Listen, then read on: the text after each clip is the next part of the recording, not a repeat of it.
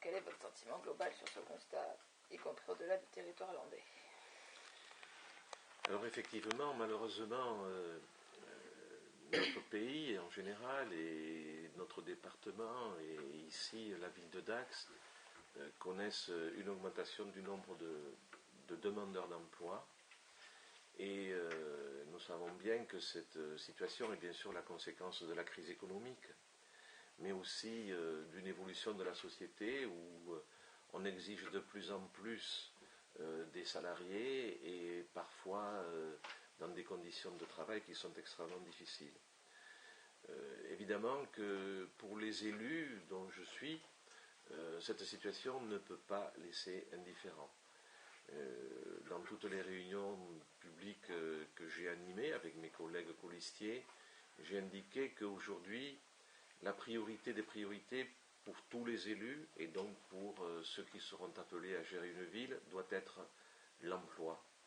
Et comment favoriser l'emploi en tant qu'élu, et comment accompagner ceux qui sont aujourd'hui chômeurs, exclus du monde du travail. Alors comment, bien entendu, nous ne sommes pas Pôle emploi, nous ne sommes pas non plus des employeurs, mis à part pour les agents de la collectivité, mais c'est à travers des outils que nous voulons créer. D'abord, avec l'agglomération, nous avons proposé de créer une maison de l'emploi qui serait un lieu ressource où pourraient se rencontrer à la fois des personnes offrant des emplois, des employeurs potentiels, mais aussi des demandeurs d'emploi qui trouveraient à la fois une écoute, un accompagnement et des aides pour postuler sur les emplois qui pourraient se créer. Ça, c'est la proposition que nous faisons au niveau de l'agglomération du Grand Dax. Pour ce qui concerne la ville, nous avons déjà, dans les années écoulées, beaucoup proposé de réalisation, de construction. Alors, je vais vous dire pourquoi c'est important. Nous avons construit des bâtiments, une crèche, un pôle enfance-famille, une maison de retraite, un équipement sportif. Nous avons engagé des travaux importants sur le patrimoine HLM.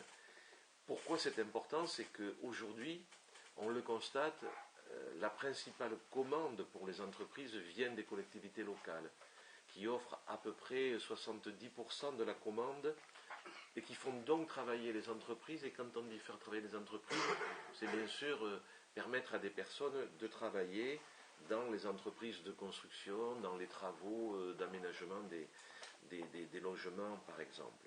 Donc nous avons engagé de grosses opérations dans le mandat écoulé et notre objectif est de poursuivre pour favoriser l'emploi et si possible avec des entreprises locales. Nous avons également instauré avec des chantiers dont nous avons eu la maîtrise, nous avons instauré ce qui s'appelle la clause d'insertion. Ça veut dire que dans tous les chantiers que nous avons conduits, nous avons exigé qu'il y ait des contrats proposés pour des personnes en situation de recherche d'emploi. Alors ça peut être des jeunes, mais ça peut être des moins jeunes. Par exemple, je prends celui-là, nous avons participé à la réhabilitation d'un bâtiment qui était un vieil hôtel en ruine, l'hôtel des Baignons. Eh bien, nous avons permis, parce que nous l'avons exigé, qu'il y ait 13 jeunes en recherche d'emploi. Alors jeunes, ce n'était pas que des jeunes de 15-20 ans ou 18-20 ans, il y avait aussi des gens de 30-40 ans qui étaient sans emploi et qui ont participé à réhabiliter complètement des appartements. Et ils ont retrouvé les métiers de leur formation d'origine, des plâtriers, des plombiers, etc., qui ont reconstruit complètement des appartements et qui ont remis le pied à l'étrier, comme on dit, qui ont repris un travail, et j'espère que ça leur permettra maintenant d'avoir un emploi à temps complet. Nous avons fait la même chose sur la réhabilitation de l'Office public de l'habitat à Dax, sur tous les chantiers de réhabilitation, par exemple à Cuyès, nous avons demandé qu'il y ait des contrats closés pour permettre à des jeunes, et notamment des jeunes du quartier, de pouvoir retrouver de l'emploi. Donc pour nous, c'est notre approche et notre façon de contribuer à essayer de proposer du travail à ceux qui en sont malheureusement dépourvus. Je vais directement à la troisième question, puis je vais répondre à la deuxième. De manière globale, les statistiques recueillies auprès de la Directe nous indiquent une augmentation de 14% du nombre de chômeurs de plus de 50 ans. Les mesures prises à des niveaux nationaux et régionaux s'avèrent manifestement insuffisantes. De plus, les employeurs se détournent bien souvent de ce public. Quel regard portez-vous sur ce public spécifique et de fait pour ce drame social ? Quelles solutions vous sembleraient les plus adaptées, les plus pertinentes à mettre en œuvre localement et favoriser ainsi l'emploi ? Retour à Comment ? Le retour à l'emploi. Alors effectivement, dans l'ensemble des personnes en situation de chômage, la catégorie des plus de 50 ans est encore plus difficile et peut-être douloureuse pour ceux qui sont concernés. C'est plus douloureux parce que quand on a eu une vie de salarié, perdre son emploi, c'est d'abord une souffrance morale, un sentiment d'échec personnel, et bien entendu, quand on a 50 ans, généralement, on a une famille. Ça peut être un conjoint, ça peut être des enfants, et cette image de soi qui est dévalorisée, qui est mal comprise par son entourage parfois, ne pas avoir de travail, c'est parfois mal compris par l'entourage, par le voisinage, et c'est donc doublement difficile et douloureux, parce qu'il y a à la fois la blessure morale, et il y a aussi les conséquences sur le plan matériel.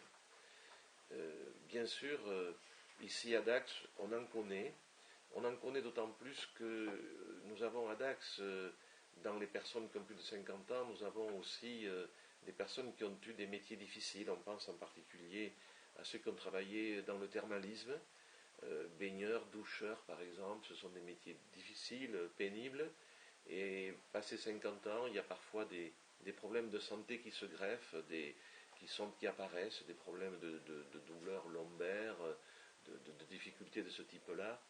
Et donc c'est difficile pour eux de trouver à se reclasser dans le monde du travail. Alors la situation des chômeurs de plus de 50 ans, évidemment qu'il faudrait qu'il y ait des propositions particulières. Et moi je ne pense pas que ce soit uniquement au niveau local qu'on puisse avoir des réponses. Il faut que ce soit au niveau national.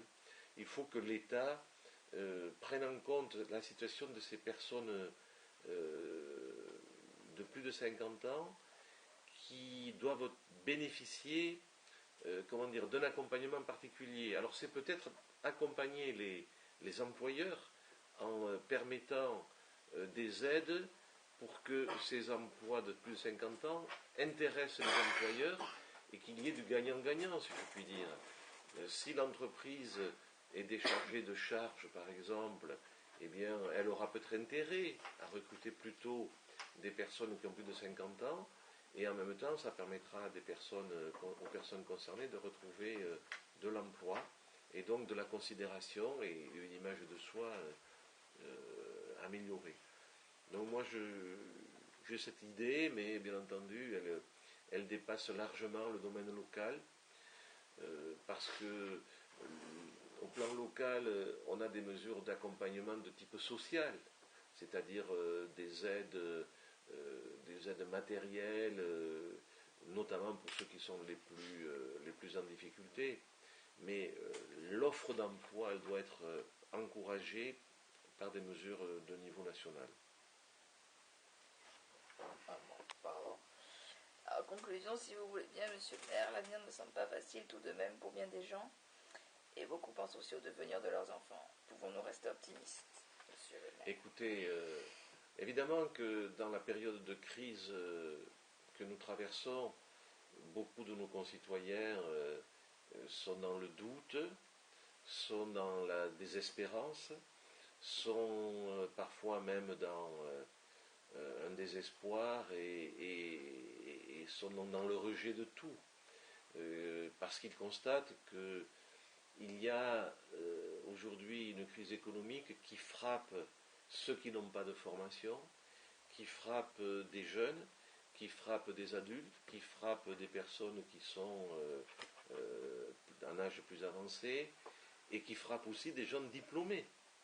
Et c'est vrai que pour chacun, pour nous tous, il y a là une question et une désespérance. Faut-il pour autant baisser les bras? Non. Non. La crise économique aujourd'hui est dans le plus dur. Il faut qu'il y ait des mesures d'accompagnement pour ceux qui sont sans travail, qu'il y ait ce fameux bouclier social, qu'il y ait des mesures d'accompagnement, mais il faut garder espoir. Et par rapport à votre question, moi, mon inquiétude, elle est plutôt que dans le rejet que l'on peut ressentir aujourd'hui, des personnes qui sont chômeurs longue durée, qui ne croient plus en rien ni en personne, et qui se réfugient soit dans l'errance.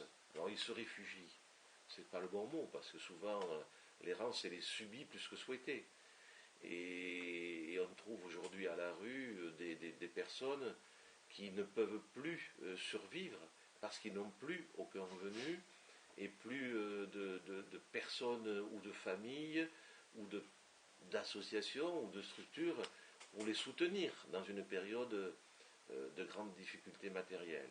Donc il y a ce risque de l'errance, il y a ensuite le risque de la révolte. On peut la comprendre, la révolte. En même temps, la révolte, elle peut prendre différentes formes. Elle peut prendre une forme au moment des élections, par exemple, ne pas aller voter avec un commentaire ça ne sert à rien, alors que bien entendu, moi je suis convaincu que un des piliers de la démocratie, c'est encore le vote, l'élection, le choix de ses représentants, et je le vérifie, y compris dans cette campagne. Moi je lis par exemple que mon principal adversaire, qui est de droite, préconise de ne pas donner d'aide à ceux qui sont sans emploi, ou alors de donner des aides, mais avec des contreparties, c'est-à-dire en demandant à ceux qui bénéficient d'une aide matérielle de faire des travaux d'intérêt général. Autrement dit, c'est la double peine. On est dans la misère, dans la difficulté, on n'a pas de travail, on n'a pas d'argent, et si on veut bénéficier d'une aide, il faudra rendre quelque chose à la société. Moi, ce n'est pas ma conception. Ce n'est pas ma conception de la solidarité. La solidarité, elle doit s'exercer de la part de ceux qui ont vers ceux qui n'ont pas, ou ceux qui n'ont rien, ou ceux qui ont peu. Et c'est valable dans tous les domaines. C'est valable dans le domaine de l'éducation, en permettant à tous d'avoir les mêmes formes de scolarisation, les mêmes formes d'accès à l'éducation. C'est valable dans la culture, permettre à tous de pouvoir accéder à des spectacles, à des loisirs. C'est valable dans le domaine du logement. Aujourd'hui, tout le monde doit pouvoir se loger, et se loger là où il veut. Et nous, notre combat, par exemple, en matière de logement, il est sur un effort énorme que l'on porte sur le logement social, parce qu'on considère que ceux qui n'ont pas de revenus, ceux qui ont de très faibles revenus, ont malgré tout droit à un toit. Et quand je lis que mon adversaire principal, par exemple, trouve qu'il y a trop de logements sociaux à Dax, alors que oui, on dépasse les 20%, mais à peine, et quand on sait qu'il y a encore 800 demandes en attente, je suis scandalisé, moi, quand j'entends ces discours. Et donc, pour en revenir à mon propos initial, le choix de ceux qui vont diriger la ville n'est pas neutre. Et je trouve dommage que par révolte, ceux qui sont sans travail disent « je ne vais pas voter ». C'est dommage. Ensuite, il y a la révolte, malheureusement, qui conduit à voter vers les extrêmes. Exactement. Et malheureusement, on le voit aujourd'hui.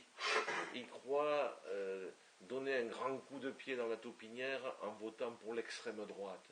Or, derrière les discours lénifiants aujourd'hui de l'extrême droite, derrière des candidats qui s'assagissent en apparence, qui apparaissent tout lisses, y compris par exemple aujourd'hui, on avait dans le journal Sud-Ouest la présentation d'une candidate de l'extrême droite. Mais cette brave femme, on croirait qu'elle n'a aucun rejet de personne, ni des immigrés, ni des cas sociaux. C'est une présentation apparemment très lisse. Mais derrière cette apparence très lisse, quand on regarde, il y a en fait des discours de rejet, des discours d'exclusion et des pratiques d'exclusion.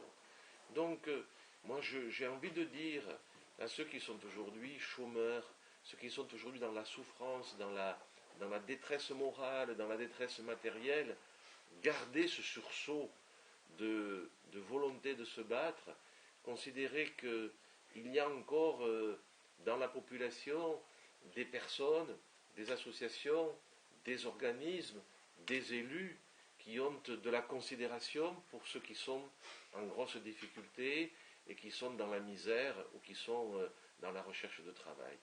C'est difficile à entendre peut-être quand on est perdu, démuni, sans argent, sans travail, qu'on est parfois isolé, parce que c'est ça aussi le drame du chômage, c'est que petit à petit, les liens sociaux se rompent, on ne sort plus, on s'isole chez soi, on n'a plus que comme compagnie parfois un chien, un chat, on n'a plus peut-être que comme interlocuteur un écran de télé quand on a la télé, et on perd les liens sociaux. Et ça, c'est peut-être le drame qui s'ajoute au drame, l'isolement, la perte des liens, et c'est tout ça qu'il faut que l'on ait en tête. Et moi je voudrais dire que je félicite, je suis admiratif des associations. Alors, l'association Clé en fait partie, mais il y en a d'autres, des associations humanitaires, caritatives. Je pense ici à Dax, par exemple, on a le Secours catholique, on a le Secours populaire, qui eux apportent une autre forme d'aide, une aide qui est plus de domaine matériel, de l'accompagnement. Mais heureusement qu'il y a encore des bénévoles, des personnes qui ont encore cette réflexion pour dire il faut tendre la main, il faut aider, il faut soutenir et il faut trouver le moyen de faire pression sur les décideurs. Les décideurs, c'est des élus, les décideurs, c'est des employeurs, les décideurs, c'est les gouvernements, c'est les représentants de l'État. Et il faut qu'il y ait des associations qui servent de goupillons et qui bousculent un petit peu l'ordre établi des choses et dire c'est bien de faire des routes, c'est bien de faire des crèches, c'est bien de faire des équipements sportifs, mais c'est encore mieux de travailler pour proposer de l'emploi et faire en sorte qu'il y ait des propositions d'emploi pour ceux qui aujourd'hui en sont exclus. Donc moi je vous remercie de cette rencontre. Je ne sais pas si elle bouleversera mon point de vue, je ne crois pas parce que je suis très sensibilisé à ces questions-là, mais malgré tout, on a toujours besoin d'une piqûre de rappel. Et cet entretien, il a au moins cet intérêt de dire, demain vous serez peut-être maire de Dax, n'oubliez pas qu'il y a dans cette ville, dans ce département et en France, des gens qui sont en grande difficulté, et nous comptons sur vous, et je crois que votre visite, c'est aussi ce message. Moi, je le reçois comme ça. N'oubliez pas qu'il y a aujourd'hui des gens qui sont dans la grande difficulté, dans la misère sociale, dans la misère matérielle, dans la misère morale, et parmi ceux-là, il y a beaucoup de gens qui sont des chômeurs, des demandeurs d'emploi, et votre rôle d'élu, c'est de penser d'abord à eux. Merci, monsieur le maire. Merci. Voilà. Vous avez des questions supplémentaires sur les votes extrêmes, par exemple, ou sur le risque des votes, de certains votes, non? Tout à l'heure, vous avez dit que les personnes en difficulté, c'est celles qui disaient que voter, ça sert à rien. Dans un sens, il faut comprendre parce que ça fait tant d'années qu'ils sont dans la difficulté, ça fait tant d'années qu'ils ont essayé de voter et il n'y a aucun résultat. Donc je pense qu'il faut plus aller vers les gens qui sont en difficulté et comme ça qu'ils peuvent voter. Oui, oui. Moi, je suis d'accord avec vous. Est-ce que je comprends. Est-ce que je peux compléter sa Oui. question un petit peu? Et vous en avez parlé très bien jusqu'à maintenant sur le chômage et les votes difficiles, enfin les extrêmes où on risque d'aller. Il faut quand même rappeler que dans les Landes, ces 30 000 chômeurs, bon, un peu comme partout ailleurs en France, 4,5 millions, et peut-être certainement plus en France, 25 millions en Europe. Moi j'ai peur que les extrêmes ne s'arrêtent pas aux portes des petites villes. Hein. C'est ça qui est inquiétant, parce qu'on ne le voit pas venir, mais il va falloir trouver de l'emploi en bas, ou refaire, peut-être repenser différemment les prérogatives des uns et des autres. Hein. Ça me semble important. Nous, on le voit tous les jours, et elle le dit, et on le pose, pour reprendre un petit peu la première question, il y a une sorte de démotivation des jeunes. Alors, il ne faudrait pas, comme vous l'avez dit très bien, il ne faut pas qu'on pense ça, parce que c'est pas du tout comme ça. C'est certainement difficile de faire le métier d'homme politique, mais il faut aussi se rappeler des chiffres. 25 millions de chômeurs en Europe, on voit ce que ça fait. L'extrême droite gagne partout en Europe. Oui. Et la réalité, elle est là. Hein. Alors, c'est une vraie question, une vraie bonne question. Malheureusement, de tout temps, en période de grande crise économique, la tendance naturelle de ceux qui sont dans la grande difficulté est de voter pour des extrêmes, et parce qu'ils adhèrent d'une part parce qu'ils sont dans le rejet de tout, et donc ils ont l'impression qu'en votant à l'extrême, ils envoient plus qu'un message, une leçon à ceux qui les ont gouvernés avant. Mais l'histoire nous démontre aussi que l'extrême droite fait son terreau de la misère et des crises économiques.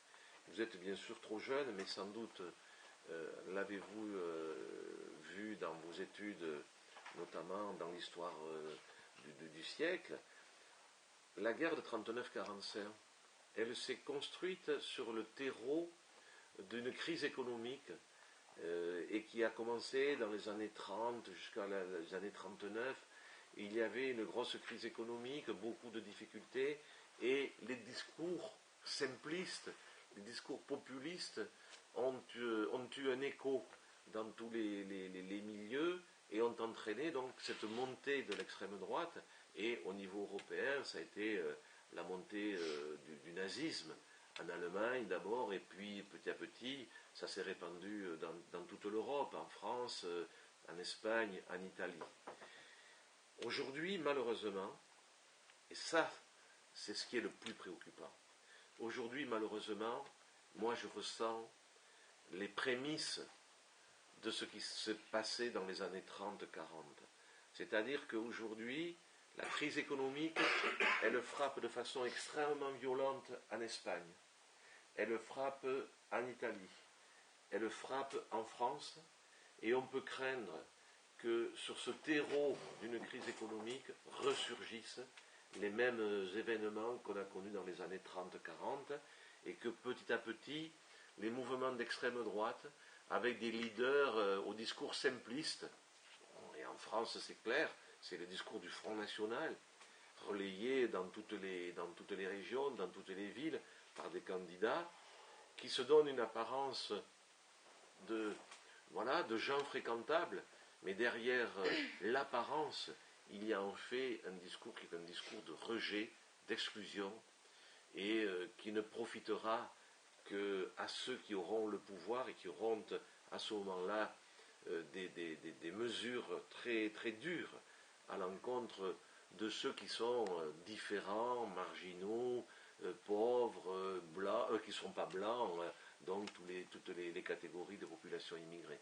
Donc aujourd'hui, ce que l'on ressent dans notre pays rappelle malheureusement les années noires de l'histoire de France, et il y a tout lieu d'être inquiet, et vous avez raison de dire que malheureusement, ce qui se passe en France se passe également dans les pays voisins. Donc grosse inquiétude sur cette montée de l'extrême droite, avec ce qu'elle peut générer dans notre pays et en Europe. Très bien, merci monsieur.